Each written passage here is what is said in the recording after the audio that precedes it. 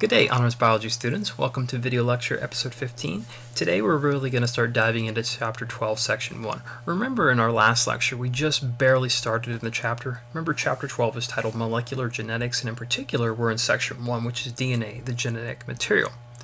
Now, keep in mind that the main idea, which is what we last finished up on in our last discussion, was the discovery that DNA is the genetic code involved many experiments. So not just one, but multiple experiments.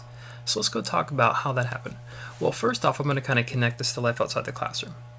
Now, perhaps you're the type of person who enjoys a good mystery novel or television show, like Sherlock Holmes. The protagonist in it is a detective, and perhaps he has a psychic/assistant. These detectives search for clues that will aid them in solving the case they're working on. Alright? Well, geneticists are the same. They are like detectives, only instead of searching for clues on the macroscopic level, in other words, the large-scale level, they search for clues about inheritance. Well, in this section, we're going to discover how DNA was shown to be the genetic material for inheritance, and how geneticists, in particular scientists, went about various experiments to discover that.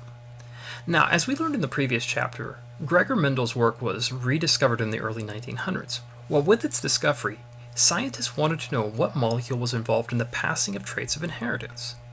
At this point, scientists knew that genetic information was carried on chromosomes in eukaryotic cells, so that's something they did know. They knew these chromosomes had two main components, DNA and protein. Alright? Now, for many years, scientists tried to determine, was it DNA or was it proteins? Now, we laughed to some degree hearing that scientists were disagreeing and debating over which was it, but we must keep the historical context in view and consider what we have here in the modern era versus what they had in the early 1900s. Alright, so let's go ahead and let's make our first major development, and that came from Frederick Griffith.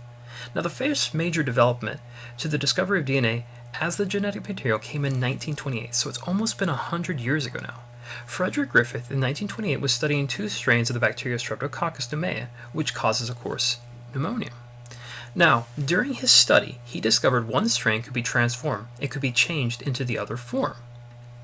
Now, Griffith studied two strains, as I just previously mentioned there. One had a sugar coat and the other did not. So if you look at slide 16, you'll see there's an image showing both the strains that he did study. Now, the coated strain causes pneumonia and is called the smooth strain, and that's the strain, if you look on slide 16, that's the one on the left. Now, the non-coated strain, which is the one on the right, doesn't cause pneumonia and is called the rough strain. It is called rough as the bacterial colonies have rough edges, so hence the rough strain. Now, if you look at figure 12.2, which is on slide 18, which is on the right-hand side, you're going to see Griffith's study visually. In other words, the visual representation of how Griffith studied these two strains. Notice how the S strain kills the mouse and the R strain does not. Then notice how when the S strain is heated, it doesn't kill the mouse, but when the R strain is heated, it does kill the mouse. So there's something going on there, genetically speaking. Now, if you look at slide 19, that shows the image a little bit better, and this is where we're going to end our discussion. So if you have any questions, please leave those in the comments below. If you have any other questions and you don't want to leave them in there, you can always reach out to me by email or message. I do hope this lecture has been helpful. Have a nice day. Take care, students.